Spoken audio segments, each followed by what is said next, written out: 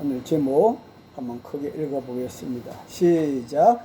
나는 신앙 고백을 하고 있는가? 한 번 더 시작. 나는 신앙 고백을 하고 있는가? 고백이란 것은 마음속에 숨긴 일이나 생각한 것을 사실대로 솔직하게 말한 것을 고백이라 그렇게 말합니다. 흔히 남녀간에 고백이란 말을 쓰는데 서로 사귀다가 다음 그림 보면은 사랑 고백이란 것을 합니다.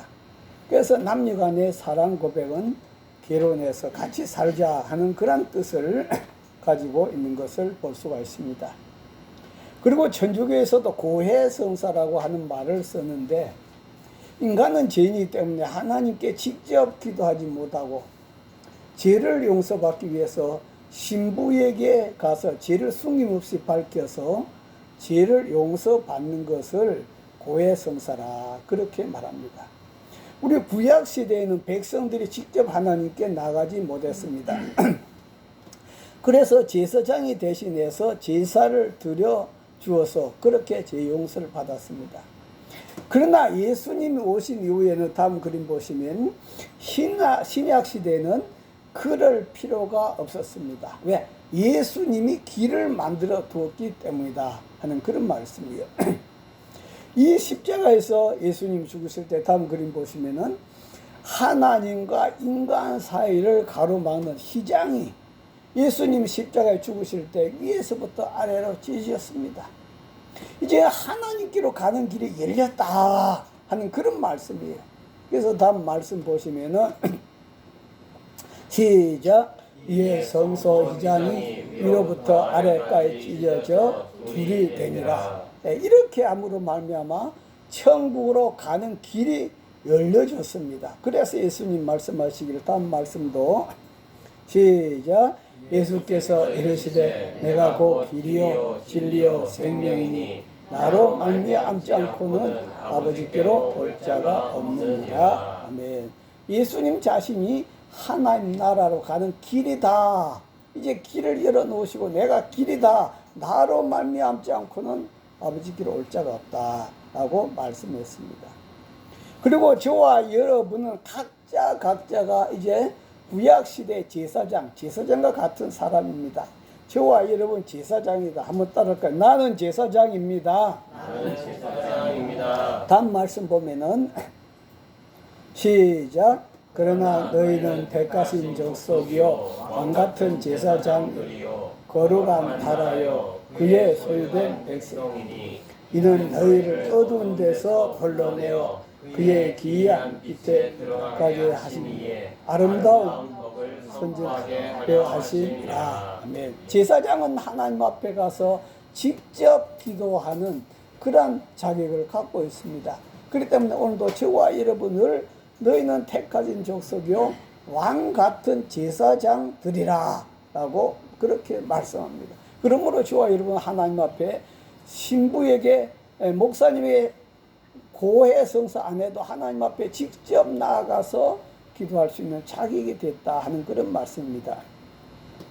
그렇게 교회에서는 하나님 앞에 나가서 각자가 죄와 잘못을 고백하고 용서를 받습니다. 다음 말씀 보면은 시작. 그러므로 우리는 긍휼하심을 받고 때를 따라 은혜를 얻기 위하여 은혜의 보좌 앞에 담대히 나아갈 것이니라. 하나님이 계시는 은혜의 보좌 앞에까지 우리는 담대히 나가서 아버지라고 기도하게 됐다 하는 그런 말씀이에요. 이렇게 바로 이런 것들 신앙 고백이라고 하는데요.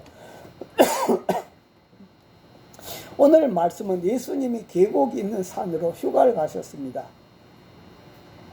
우리 8월은 휴가철이라 산으로 바다로 해외로 많은 사람들이 휴가를 떠납니다.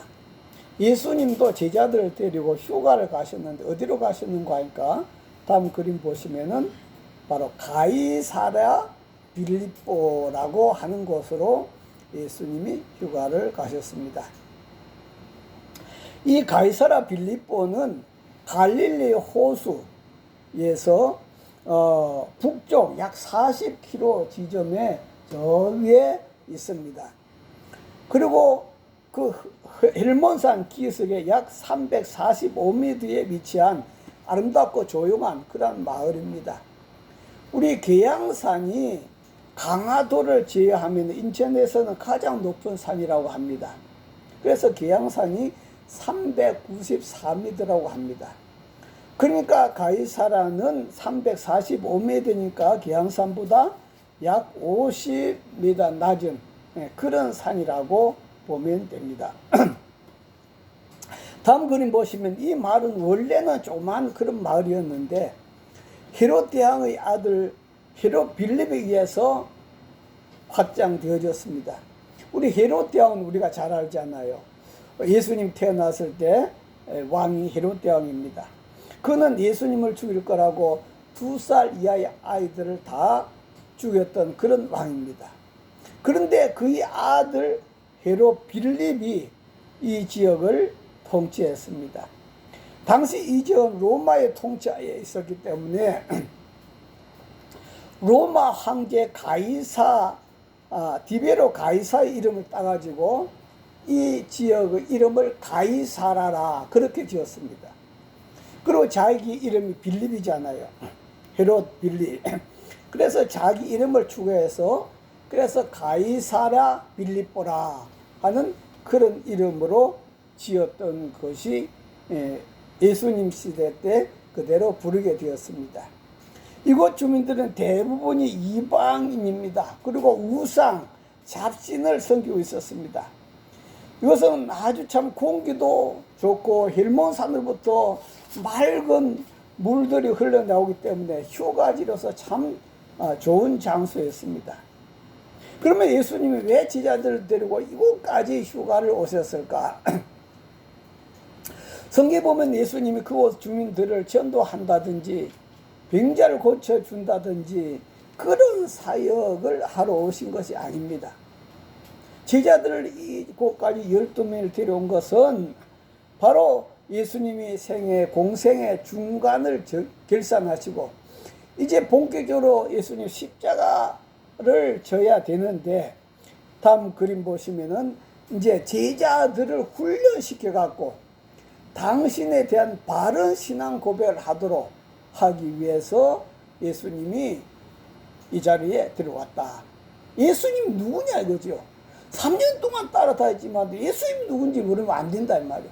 그래서 예수님에 대한 바른 신앙, 예수님 누군지 바른 신앙 고백을 하기 위해서 예수님이 이 자리에 들어왔는데 예수님이 그 제자들을 보고 사람들이 나를 누구라 하느냐, 먼저 세상 사람들이 나를 보고 뭐라 하느냐 그런 질문들입니다. 다음 말씀 보시면은 시작. 빌립보 지방에 이르러 제자들이 보러 이르시되 사람들이 인자를 누구라 하느냐 이르되 더러는 세례요한 더러는 엘리야 어떤 인 예레미야나 선지자 중에 하나라 하더이다. 아멘. 그러니까 제자들한테 사람들이 나보고 누구라 하더냐 물었어요. 그랬더니 어떤 사람은 세례요한이라 합니다. 세례요한은 가장 최근에 폭발적인 인기와 능력을 행했던 사람입니다. 그런데 그 세례요한은 헤롯에 의해서 목배임을 당해서 죽었습니다. 그런데 예수님이 하나님 능력을 행하시는 것을 보고 죽었던 세례요한이 다시 살아났다. 그렇게 말한 사람이 있었다 하는 그런 거죠. 예, 그리고 다음 그림 보시면 바로 세례요한이고요. 그 다음 그림 보시면은 엘리야라고 합니다. 엘리야는 죽지 않고 해리바람을 타고 하늘나라로 올라간 사람입니다. 구약에서 가장 열성적으로 백성들의 타락과 종교의 불의를 꾸짖었던 선지자 중의 하나입니다. 또한 메시아 오시기 전에 엘리야가 먼저 올 것이다 그렇게 말했죠. 그런데 예수님은 바로 그 엘리야가 세례요한이라 그렇게 말했습니다. 그리고 다음 그림 보시면 예레미야라고 그렇게 했습니다. 예레미야는 구약 시대에 예루살렘이 기원전 586년에 멸망할 때 이스라엘 백성을 위해 가장 많이 눈물을 흘렸던 그런 애국 선지자였습니다. 그 다음에는 선지자 중에 하나랍니다. 당시 사람들 가운데는 모세, 이사야, 에스라처럼 종말 예배하는 큰 선지자가 나타날 것이라고 하는 그런 믿음을 갖고 있었다 하는 그런 것입니다. 여러분, 오늘날 많은 사람들은 예수님을 누구라고 대답할까요? 예수님은 누구라고 대답할까? 다음 그림 보시면 할머니 세 분이 대화를 하고 있었어요. 첫 번째 할머니가 예수가 죽었다 카더라. 그러니까 두 번째, 세 번째 할머니가 와 어떻게 죽었다 카드노. 그러니까 첫 번째 할머니가 십자가에 못 박혀 죽었다 카더라. 그랬더니 두 번째 할머니가 예수님 머리 길게 그 사진 있잖아요. 그 모습을 보고 내 삼아 대갈박 끌에 댕길 때부터 알아봤다. 머리가 그게 뭐고. 그런데 이제 세 번째 할머니가 첫 번째 할머니 보고 근데 예수가 누구 물었어요. 그랬더니 첫 번째 할머니가 내 삼아 잘 모르겠는데 아마 우리 사돈 영감이십다. 사돈 영감 같다는 거예요. 그래서 두 번째, 세 번째 할머니가 와 사돈 영감 같느냐 물어봤더니 우리 며느리가 교회라고 한 데 다니는데 항상 아버지 하는 걸 보니까 아마 우리 사돈 영감인 것 같다. 예. 예수님을 사돈 영감으로 보고 있는 사람도 있다 하는 그런 말씀이. 또 다음 그림 보시면은 어느 선교사가 태국 항공기를 타고 여행을 하게 되었습니다. 스튜디오스에게 전도할 생각으로 당신은 예수님을 아십니까? 그렇게 물어봤어요. 그러자 스튜디오스는 잠시만 기다려 주십시오 하고 어디론가 사라졌어요. 한참 후에 기다렸는데 스튜디오스가 돌아와서 하는 말이 아무리 승객 명단을 뒤져봐도 그런 분은 이 비행기에 타지 않았습니다. 그런 분은 이 비행기에 타지 않았다는 거예요. 그리고 다음 그림도 보시면 중국의 선교사가 예수를 전합니다. 계속 입만 열면 예수 하니까 그 있는 사람들 왜 항상 예수 이야기만 하냐고 그렇게 물었습니다. 그랬더니 선교사가 당신은 아침, 점심, 저녁 무엇을 먹고 삽니까? 그랬더니 밥을 먹고 살지요. 그랬더니 선교사가 예수님은 우리에게 밥과 같습니다. 그러므로 우리는 날마다 말씀을 먹어야 합니다. 날마다 말씀 먹어야 된다고 그렇게 전했습니다. 또 우리가 현대 좀 안다고 하는, 배웠다고 하는 사람들은 뭐라고 합니까? 예수님을 4대 성인 가운데 한 사람이라 그렇게 말합니다. 다음 그림 보시면 우리 4대 성인을 일반 교과서 같은 데서 누구라고 이야기하고 있습니까? 바로 석가모니, 공자, 소크라테스, 예수 이런 분을 4대 성인이라 그렇게 일반 학교에서 가르치고 있다 하는 그런 것입니다. 그래서 공자, 석가모니나 소크라테스 같은 분이라 하는 그런 말이죠. 그러나 예수님은 이런 분들과 달라도 어떻습니까? 너무 다르다. 달라도 너무 다르다 하는 그런 말이에요. 왜? 우리가 소크라테스나 석가모니, 공자 같은 분들 다 죄인입니다. 죄인이죠. 그러나 예수님은 어떤 분이다? 죄가 없으신 분이다. 다음 말씀 볼까요?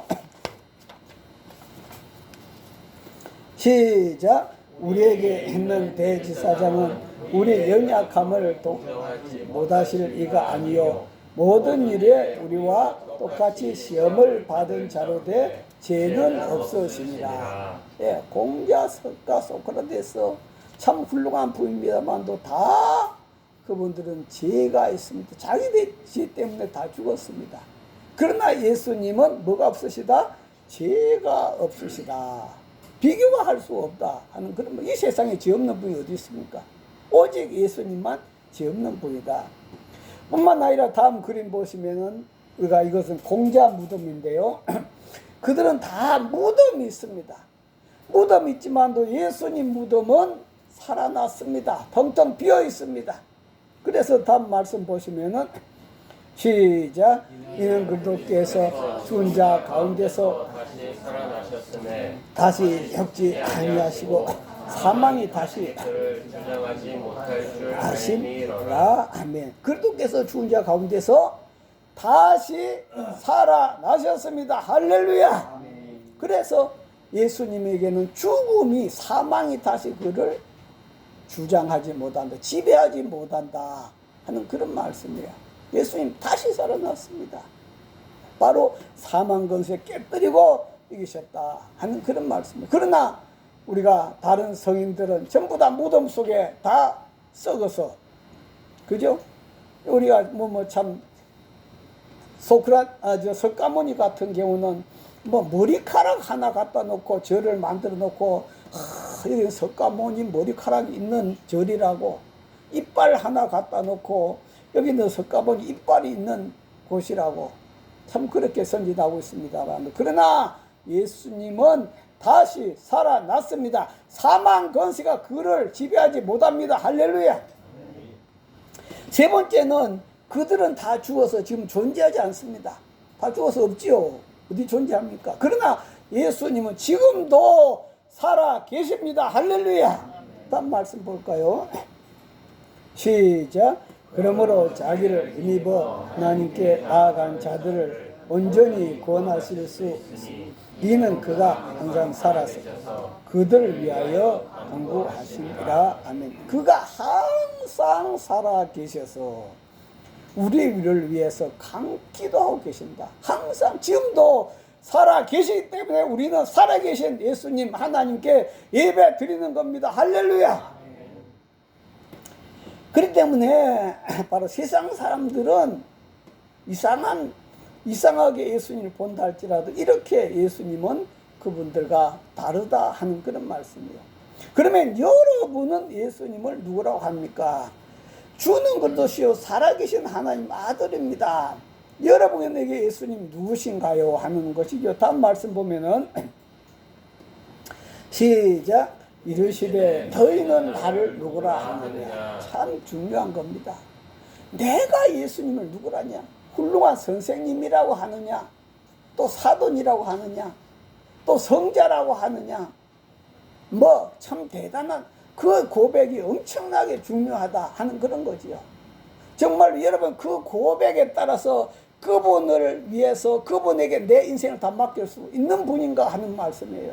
다음 그림 보시면 추석 때 한 형제가 선물 꾸러미를 들고 들뜬 마음으로 고향인 천안으로 가는 버스를 탔습니다. 추석이니까 얼마나 참 기쁘겠습니까? 선물까지 들었으니. 그래가지고 엄청나게 기뻐서 이제 얼마 있으면 천안 부모님 계신 곳에 가겠다 하고 그렇게 들떴는데 차를 타고 나서 그냥 피곤하니까 잠이 오겠지요. 그래서 행복한 꿈을 한숨 자고 일어나서 밖을 내다보다가 깜짝 놀랐습니다.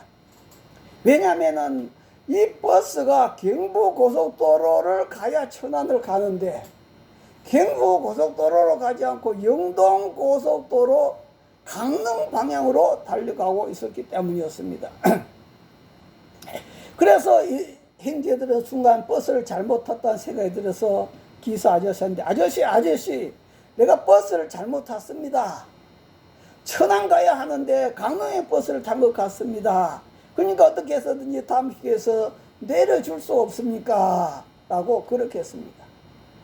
그랬더니 앞뒤 옆에 있던 승객들도 전부 다 버스를 잘못 탔다면서 비명을 질러댔습니다.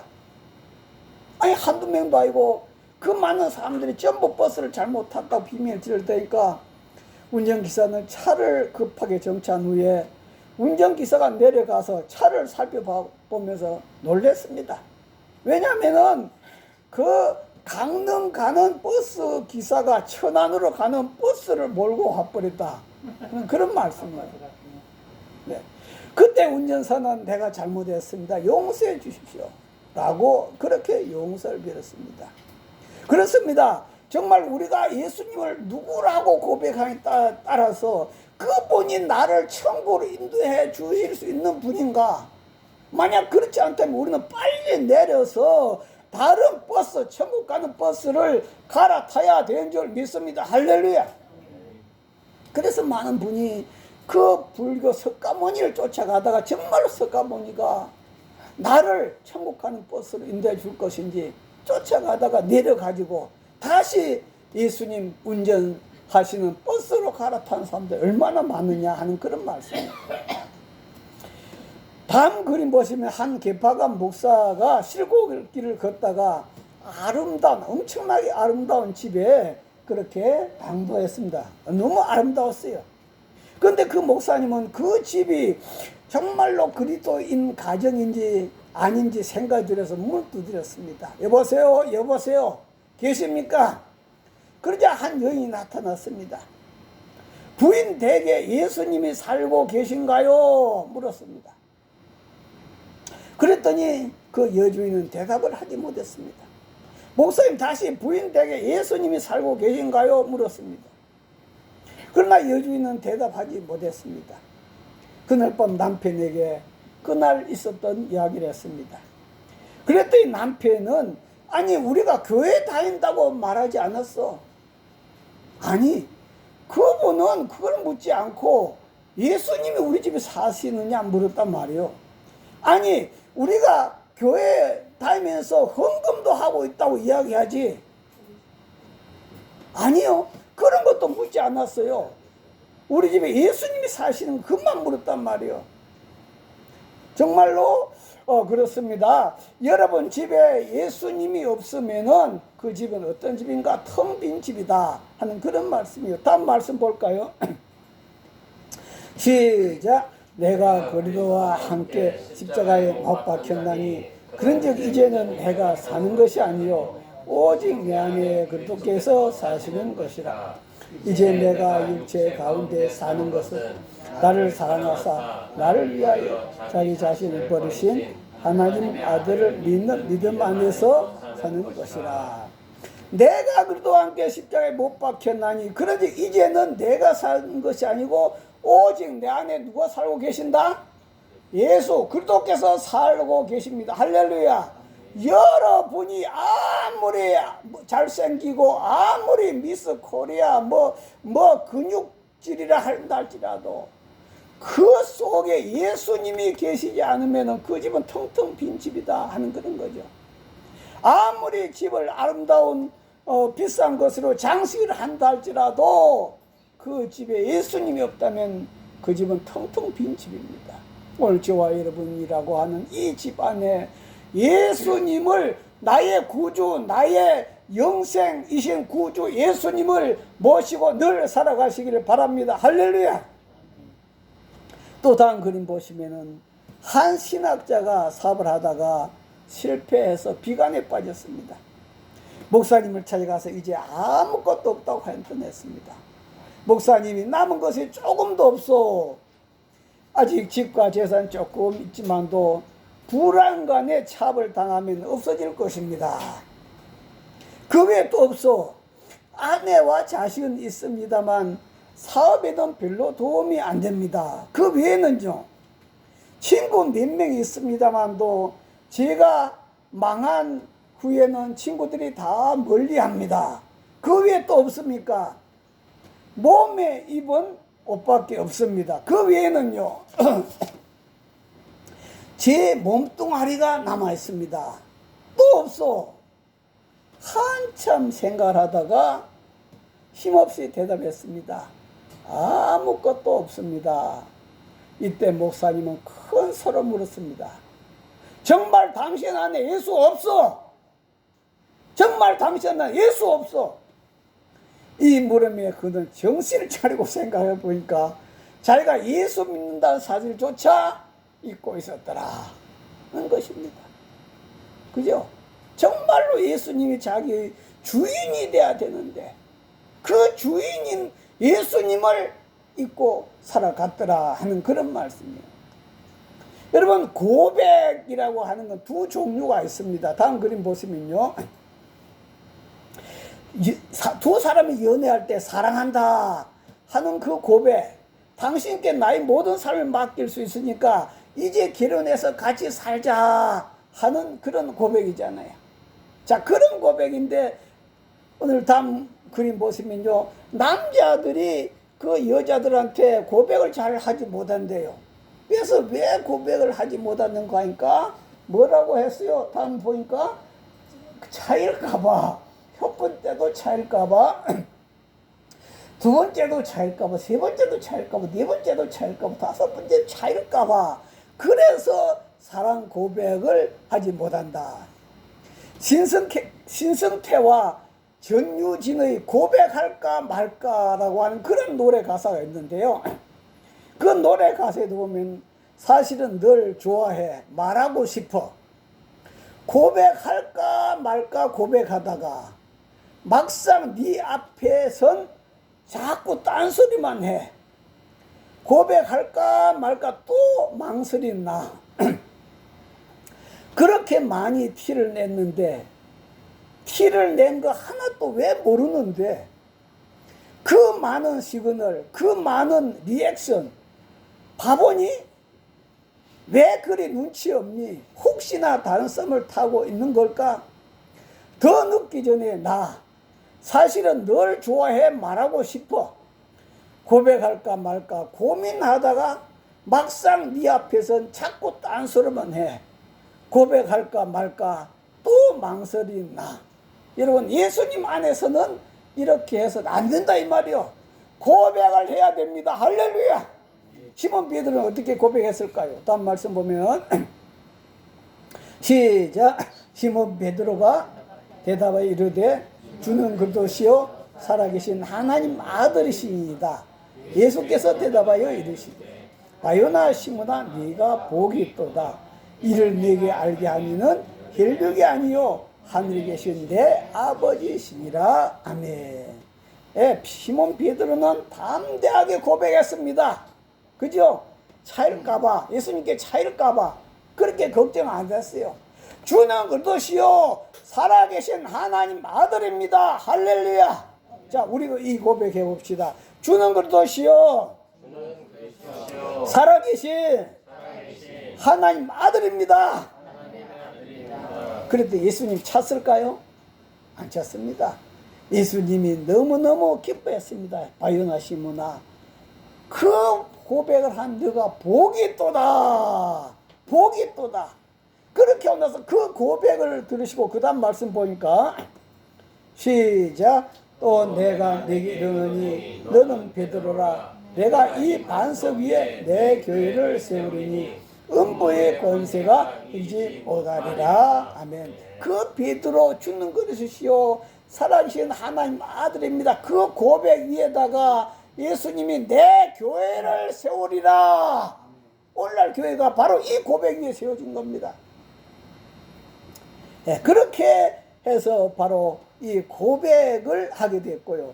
그 다음 나다나엘이라는 제자는 예수님께 어떻게 고백했는가? 다음 말씀 시작. 나다나엘이 대답하되 라삐어 당신은 하나님 아들이시요 당신은 임금이로소이다. 예, 당신은 하나님 아들입니다 라고 그렇게 고백했어요. 또 도마는 어떻게 고백했습니까? 다음 말씀도 보시면은 시작. 도마가 대답하여 이르되 나의 주님이시요 나의 하나님이십니다. 아멘. 오늘 저와 여러분들도 바로 이 고백 속에서 저와 여러분이 그리스도인이 된 줄 믿습니다. 할렐루야. 도마 고백 한 번 더 읽어보겠습니다. 나의 주님이요. 시작. 나의 주님이시요 나의 하나님이십니다. 아멘. 이것이 바로 첫 번째 고백이에요. 내 당신께 모든 걸 맡깁니다 하는 그 고백이요. 그런데 이제 두 번째 고백은 일상생활 속에서 자주 하는 고백이 있습니다. 이 고백은 부부간의 첫사랑의 고백을 되새김질하면서 다시 사랑을 확인하여 더 가까워지게 하는 고백이다 하는 그런 거죠. 다음 그림 보시면은 네. 여러분 사랑 고백을 보면 어떤 사람은 결혼할 때 한 번 했으면 됐지 뭐 살아가면서 무슨 날마다 사랑한다 고백을 해. 그러나 그게 아니단 말이에요. 우리 신앙생활도 날마다 하나님 앞에 고백을 해야 될 줄 믿습니다. 할렐루야. 다시 말하면은 어떤 사람은 그 사진 찍을 때마다 여보 사랑해 하고 폼 잡고, 그죠? 또 손님 우리 집에 초대 받았을 때는 엄청나게 사랑한 것처럼 폼만 잡고, 속으로는 어떻게 해요? 하나도 사랑한다 고백할 줄 모르고 그렇게 살아가는 사람들이 많다 하는 그런 말씀이에요. 우리 전에도 말씀드리겠지만도 그 고재봉 씨 1963년 10월 19일 새벽 2시에 강원도 인제군 남면 어른이의 이덕주 중령 일가족 도끼 몰살 사건이 발생했습니다. 다음 그림 보시면 바로 이 고재봉은 부대장인 박중영 집에서 사택에 자주 사역을 갔습니다. 그 박중영 집에 사역을 가서 물도 깃고 장작도 폈고 청소도 하고 잔심부름했습니다. 이날도 다 끝내고 서재에서 쉬다가 나오면서 갯물생심 작은 물건을 하나 집어나오다가 가정부에게 들켰습니다.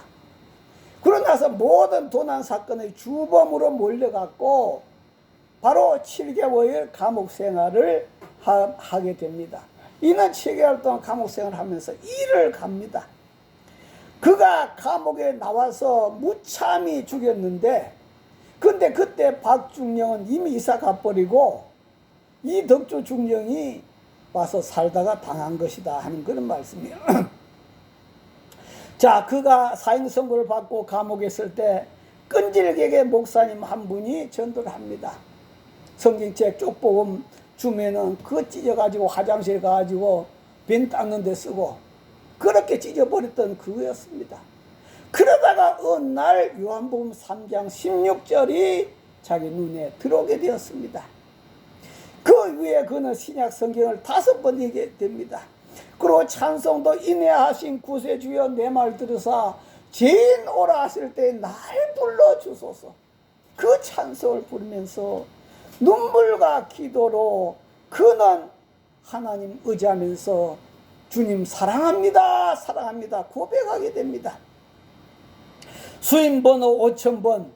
그는 그때부터 사형수였지만도 행복감이 넘쳤습니다.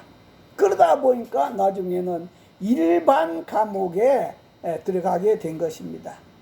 그는 찬송과 눈물 기도로 일생 동안 1800명이나 사형 집행될 때까지 전도했다 하는 그런 것입니다.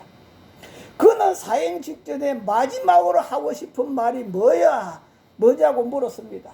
그때 그는 요한복음 3장 16절 하나님이 세상을 이처럼 사랑하사 독생자를 주었으니 이는 그를 믿는 자마다 멸망치 않고 영생을 얻게 하려 하심이라.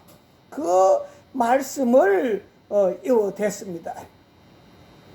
그리고 또 할 말이 있는가? 할 말이 있는가 물었을 때 내가 웃을 때 방아쇠를 당겨주세요. 그렇게 그는 마지막 말 남겼습니다. 그러고 나서 그는 그 사형장에서 찬송을 부릅니다. 인내하신 구세주여 내 말 들으사 눈물 콧물을 다 쏟아가면서 인내하신 구세주여 내 말 들으사 진 오라 하실 때 날 부르소서. 눈물 콧물을 다 쏟아가면서 그렇게 울고 또 우다가 나중에 평온하게 되면서 미소를 짓게 됩니다. 그때 바로 방아쇠를 당겨서 바로 사형을 당하게 되었습니다. 그는 이렇게 말합니다. 내가 일찍이 다음 그림 보시면은 내가 일찍이 예수를 알았더라면 사람을 죽이지는 않았을 텐데, 다시 말하면은 내가 날마다 예수님 사랑해요 이 고백 속에 날마다 살았더라면 어떻게 그 신앙인이 사람을 도끼로 죽이겠냐 하는 그런 말이에요. 네. 그러면서 그는 참 하늘나라로 갔습니다. 그런 것처럼 우리 신앙 고백은 처음 믿을 때 주는 그릇이요 살아계신 하나님 아들입니다. 그래서 우리가 그분을 믿고 그분에게 내 인생을 맡기고 그분을 나의 주인으로 삼고 그렇게 살아가는, 그분을 나의 신랑으로 삼고 살아가는 바로 그것이 우리 신앙입니다. 그런데 우리는 한 번만이 아니라 다음 그림 보시면 날마다 예수님 사랑해요. 예수님 사랑해요. 한번 따라할까요? 예수님 사랑해요.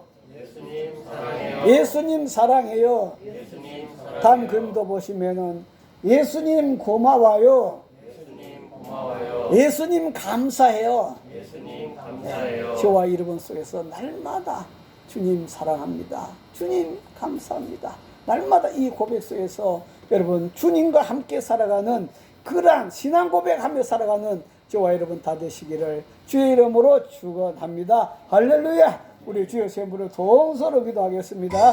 주여 주여 주여. 하나님 아버지 감사합니다.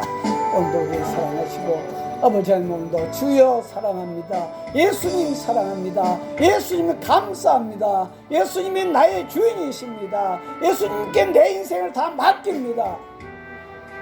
아버지 감사합니다.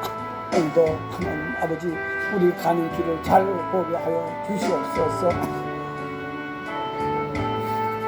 그러고 하신 하나님 아버지, 사람이 버스를 탔는데 그 버스가 바른 길로 가지 않고 잘못된 길로 간다면 즉시 내려서 바른 길로 가는 버스를 갈아타야 되는 줄 압니다. 하나님 아버지, 오늘 우리는 정말로 예수님 내가 사랑합니다. 주는 그리스도시여 살아 계신 하나님 아들입니다. 우리 인생을 다 맡기고 예수님을 우리 자신의 주인으로, 우리 자신의 운전사로 우리 모시고 우리가 살게 하심을 감사합니다. 아버지 하나님, 그러나 우리는 일상 속에서의 삶 속에서는 정말로 주님 사랑한다고 하는 아버지 그런 고백을 하지 못할 때가 많습니다. 부부 간에도 부모 자식 간에도 살아가면서 사랑한다고 감사하다고 하는 이 고백을 자주 해야 되는 것처럼 우리 주님 앞에서도 늘 항상 이런 고백을 하면서 이러한 고백을 하면서 살아가는 그 삶이 천국이고 그 삶이 바로 복인 줄 믿습니다. 우리 이 복을 다 누리며 살아가도록 축복하시고 주님과 영원히 함께 사는 삶 되게 부족함이 없도록 축복하여 주시옵소서. 예수님 이름으로 기도하옵나이다. 아멘.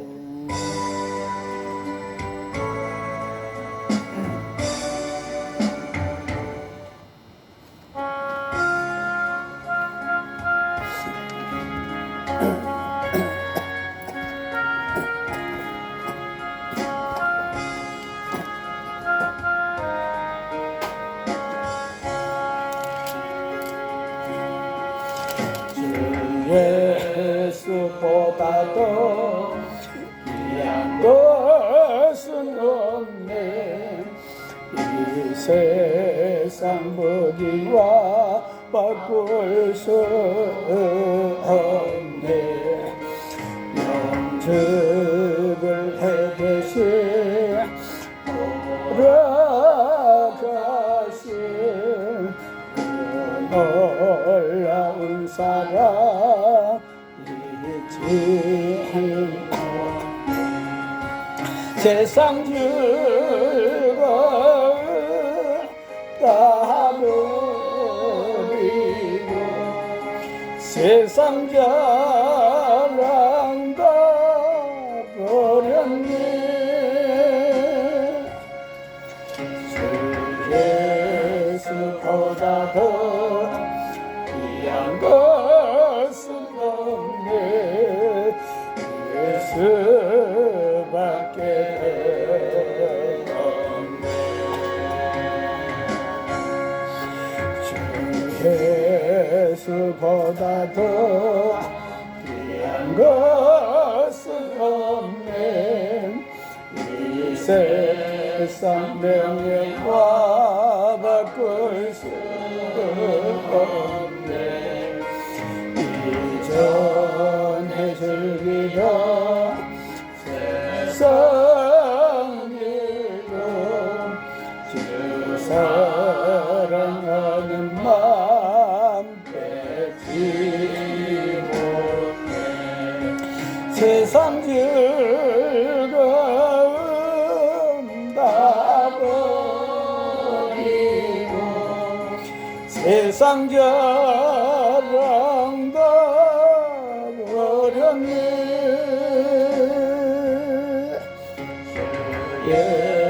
예수보다 더 귀한 것은 없네. 예수밖에 없네.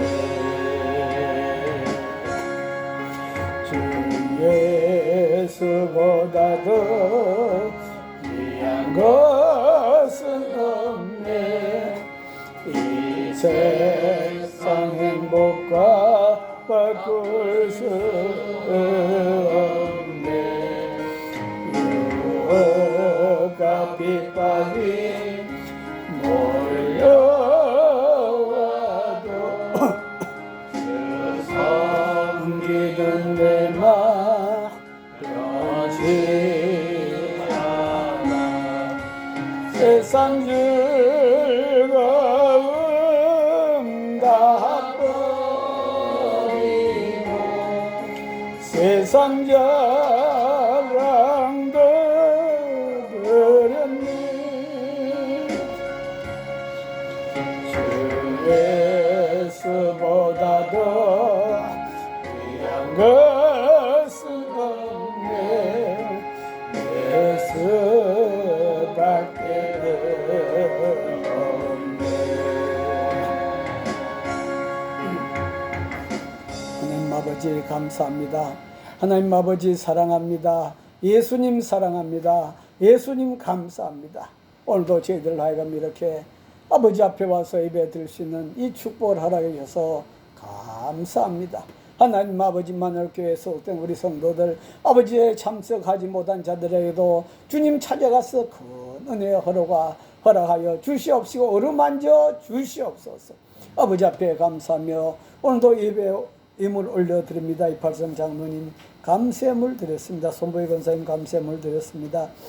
정순자 사모 하나님 감사합니다. 무더운 이름 날씨에 건강하게 살게 하심을 감사합니다. 이종희 감사 예물 올려드렸습니다. 연희 권사님 11찜을 드렸습니다. 손보희 권사님 11찜을 드렸습니다. 김성준 정혜선 집사님 가정에서 11찜을 드렸습니다. 정순자 사모 정윤 무사 11찜을 드렸습니다. 걸어가신 아버지 하나님 앞에 주일의 물 또 성교의 물 사랑의 지팡이의 물 아버지 앞에 성비라에 올려드렸습니다. 아버지 앞에 드린 예물들 주여 받으시고 주여 손을 펴서 축복하여 주시옵소서. 아버지 하나님 감사드리며 지금은 우리 주 예수 그리스도의 은혜와 하나님 아버지 크신 사랑과 성령님의 감동 감화 교통 충만하심이 저희들 10년과 가정 위에 이제부터 영원히 함께 하시기를 간절히 축원하옵나이다. 아멘.